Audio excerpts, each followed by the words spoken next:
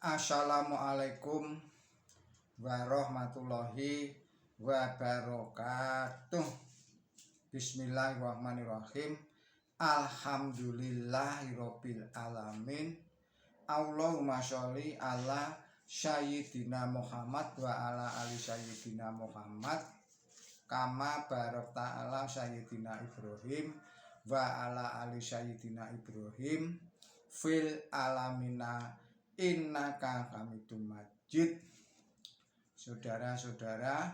sederek-sederek para kadang pamirsa Kreweng Aji ingkang minulya saha kadang mukminin wal mukminat ingkang dipun rahmati Gusti Allah taala, monggo kita lajengaken kajian kita Quran basa Jawi.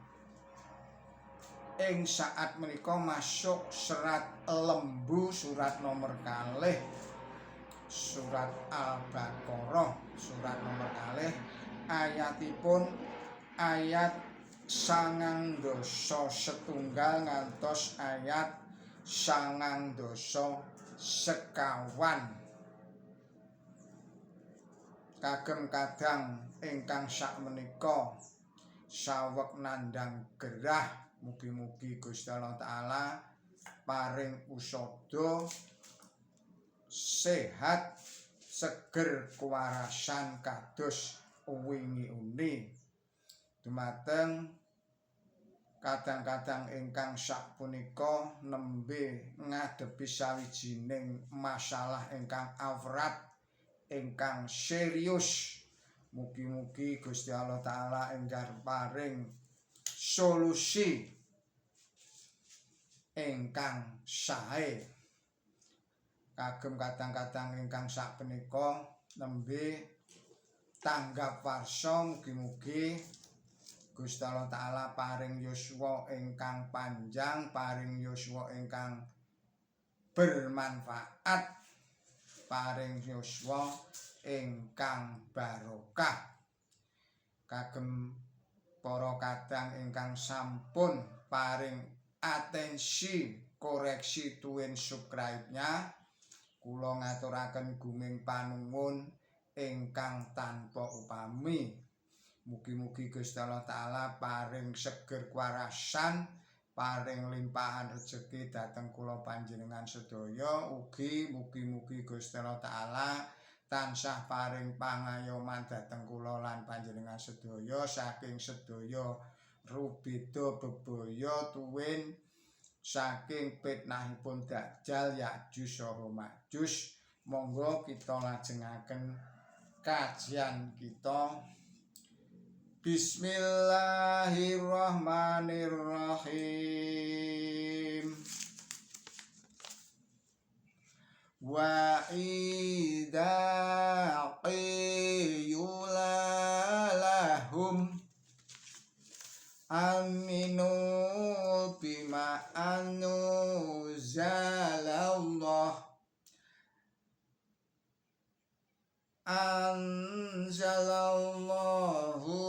qalu nu'minu bima unzila alaina wa ya'furuna bima wara'ah wa huwal haqqu musaddiqul lima ma'hum.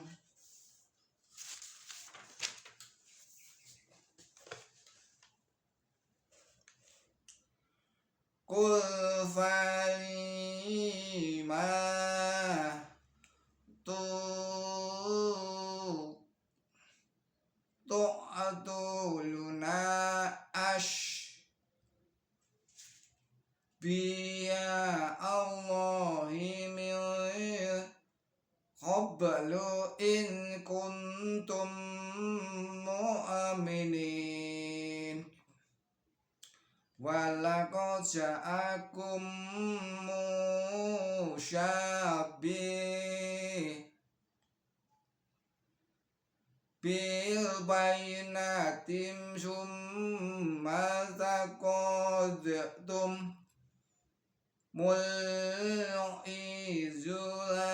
مِنْ بَعْدِهِ وَأَنْتُمْ ظَالِمُونَ وَإِذْ أَخَذْنَا مِيثَاقَكُمْ وَرَفَعْنَا فَوْقَكُمُ الطُّورَ خُذُوا مَا آتَيْنَاكُمْ بِقُوَّةٍ وَاسْمَعُوا قَالُوا سَمِعْنَا وَأَطَعْنَا وَأُشْرِبُوا فِي قُلُوبِهِمُ الْعِجْلَ بِكُفْرِهِمْ قُلْ بِئْسَ مَا يَأْمُرُكُمْ بِهِ إِيمَانُكُمْ إِن كُنتُم مُّؤْمِنِينَ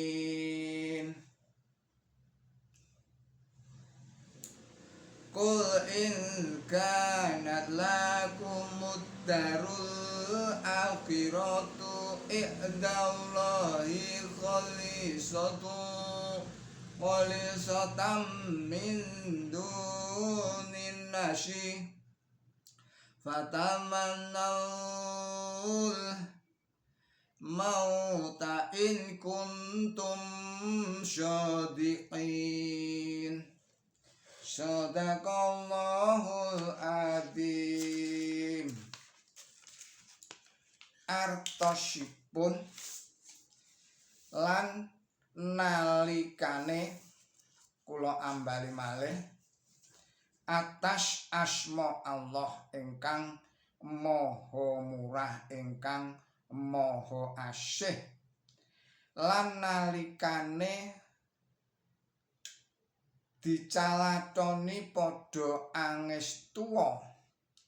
ing barang kang katurunake dening Allah padha calatu aku padha angestu marang apa kang katurunake marang aku lan padha ngafiri saliyane iku lan ing mangka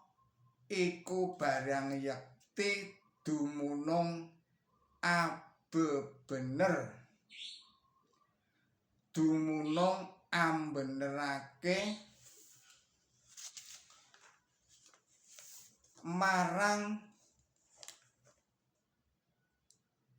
cecekelane sira celathuwa lah ya gene dene sadurunge iku kowe padha nyedani para nabining Allah yen to temen kowe iku wong kang padha angestu utawi padha iman lan sayekti temen Musa wis teka marang sira akanthi tanda-tanda yekti tumuli barang dheweke pinuju ora ana sira padha angalap sesembahan sapi lan sira iku padha atindak dudu lan nalikane ingsun mundhut praja nira lan nalikane ingsun mundhut prajanjenira serta ingsun andhawuhake gununge agung kuli sira padha nyanggemana apa kang wis ingsun paringake ing sira kalawan sentosa sarta dipadha ambangun turut padha munjuk kawula sami mireng sarta kawula sami mupo ing dalem atine padha ngombe katresnan marang sapi amarga saka kafire sira dawuha ala bareng paprentahing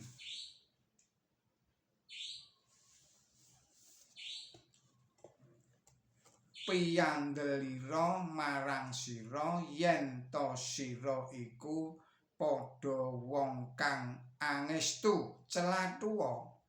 yen to panggonan akhirat ing ngarsaning Allah iku mligi padha bagianmu anjabake wong liyane lah to mara padha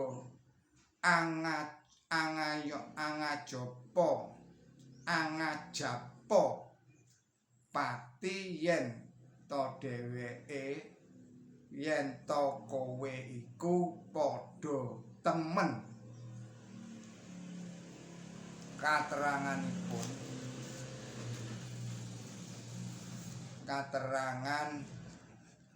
wonten ing serat menika ayat 9:1 para tiyang Yahudi sami gadah pangajeng-ajeng menawi nabi ingkang kasebataken ing pangandaring Toret pasal 18 ayat 18 rawuh panjenenganipun mesti adamel menangipun bangsa Yahudi kaliyan mengsah-mengsahipun ingkang sami kafir ana dene menawa kowe anggatekake pamanutmu marang dawuhe Yehuwah Allahmu serta amerlokake ngelakoni saking papakone kang dak perintahake marang kowe ing samengko mesti Yehuwah Allahmu maringi pangkat kang luhur marang kowe angungkuli surupane para bangsa ing salumahe bumi manawa kowe angestokake dawuhe Yahweh Allahmu mesti katekan lan karoban saking berkah mangkene iki pangandaring Toret pasal 28 ayat 1 lan ayat 2 menawi punika kacundhukaken kaliyan pangandaring Toret pasal 18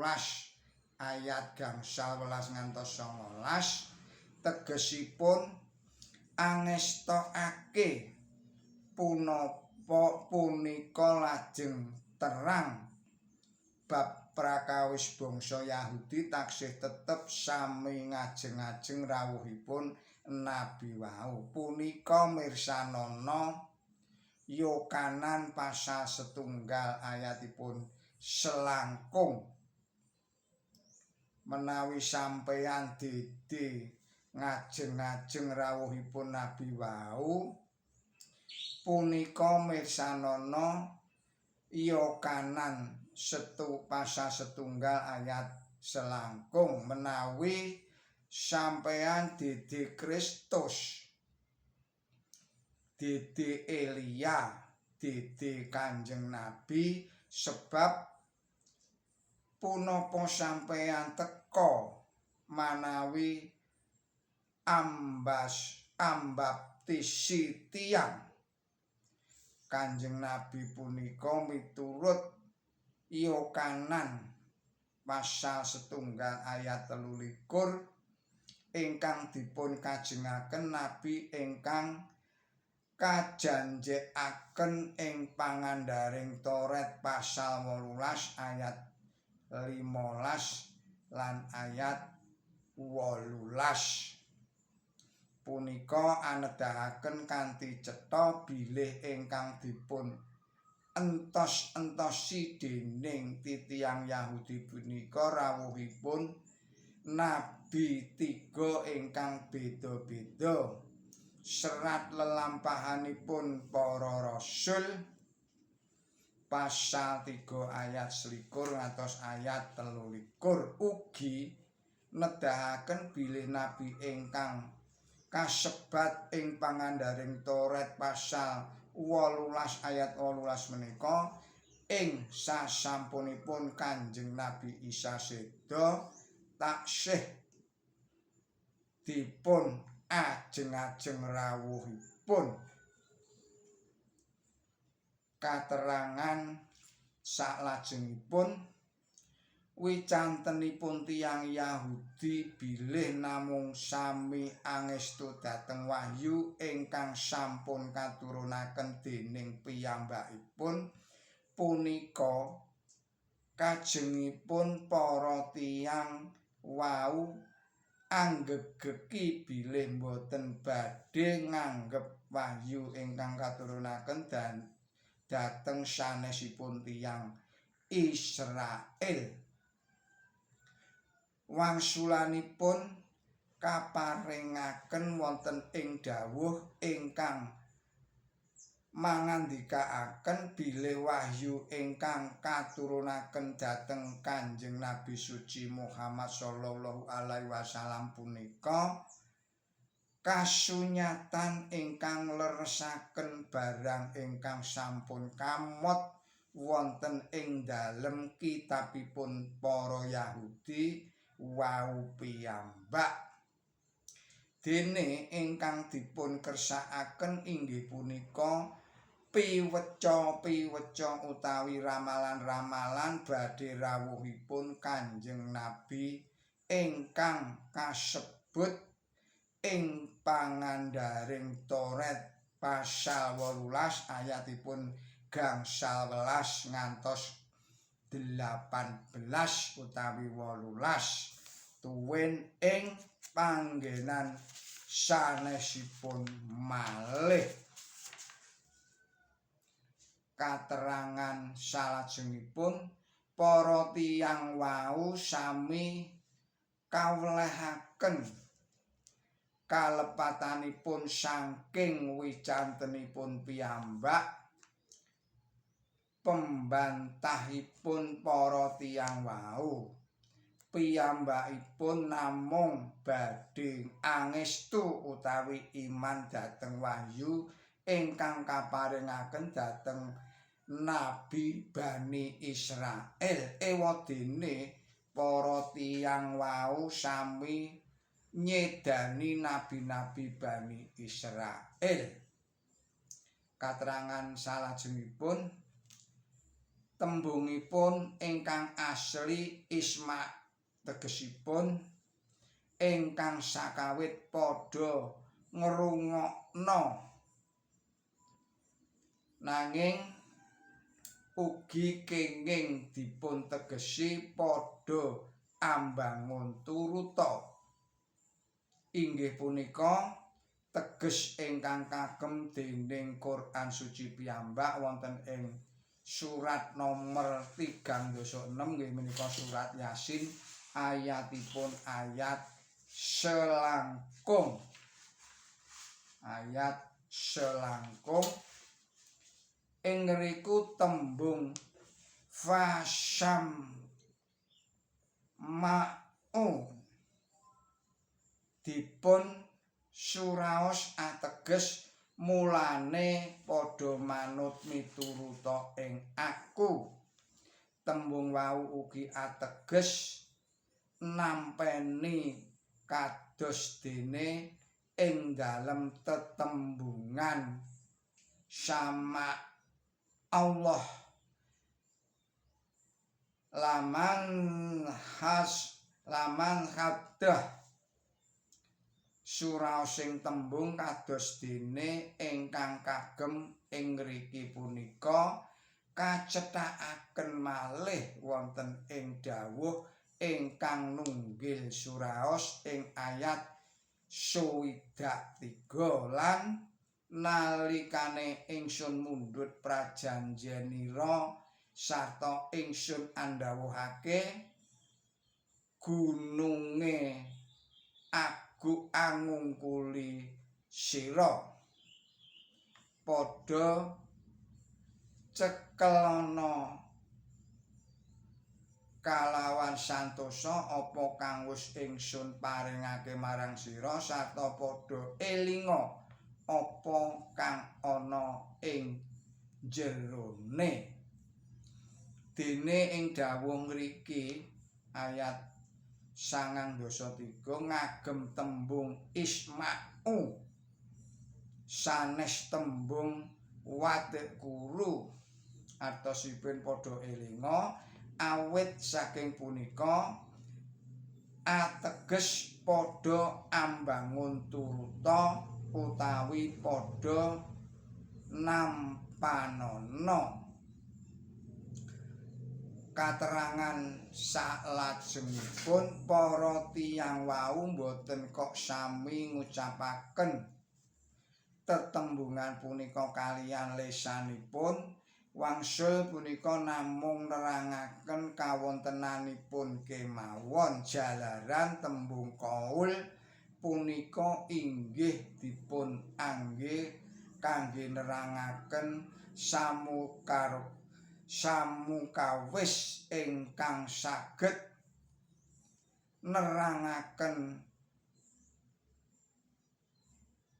kontrovenanipun saged nerangaken kawontenanipun sagunging barang sanadyan boten mawi ngucapaken tetembungan falat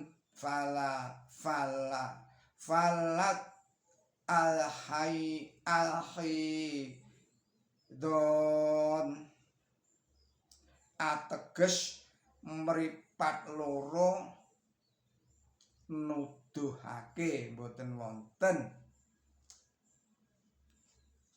Sawijining mufasir nerangaken tembung wau ateges kawula sami mirengaken ing dawuh pangandika sarta kawula sami boten manut miturut ing dawuh. Salajengipun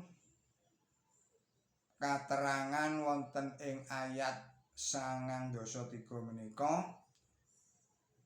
dongengan ingkang nyariosaken bilih tiyang Israel dipun ombeni saestu toya ingkang kacampuran kaliyan awuning pedhet punika boten adhedhasar dawuh punika jalaran ayat punika namung mengku teges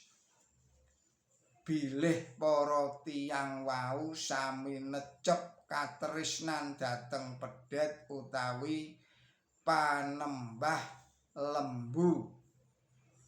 Bab prakawis Quran suci babar pisan boten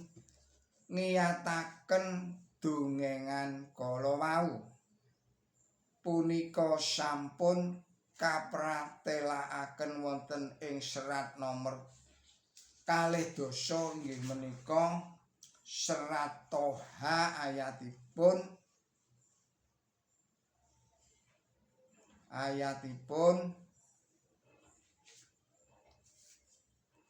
ayat 97 jalaran ing ngriku kasebataken kanthi cetha bilih awuning lembu punika sampun kasebar asarana kacemplungaken ing seganten tembung kulub dipun agem wonten ing ukara asyiri hufi kulubihim